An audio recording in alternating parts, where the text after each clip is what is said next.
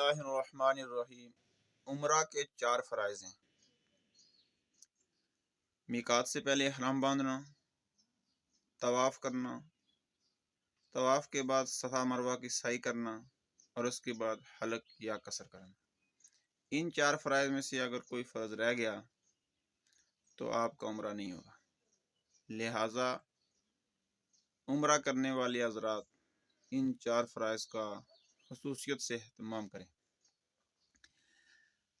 اگر ایک شخص پاکستان سے یا کسی اور ملک سے عمرہ کرنے کے لیے جا رہا ہے تو وہ میقات سے پہلے احرام باندھ لے۔ اگر وہ مکہ میں مقیم ہے، چاہے وہ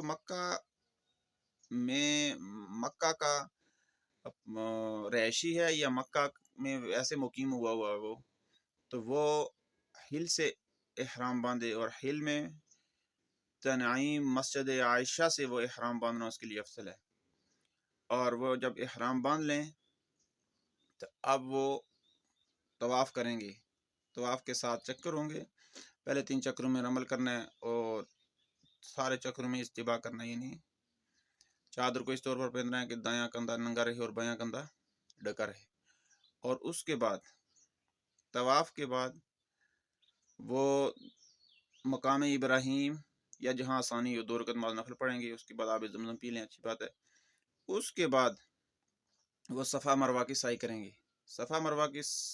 صفا سے مروہ، پھر مروہ سے صفا، یوں 7 چکر لگانے، اور اس کے بعد حلق یا قصر کروانا ہے، تو آپ کا عمرہ مکمل ہو جائے گا۔ یہ تھا عمرہ کرنے کا طریقہ، اور عمرہ کرنے کے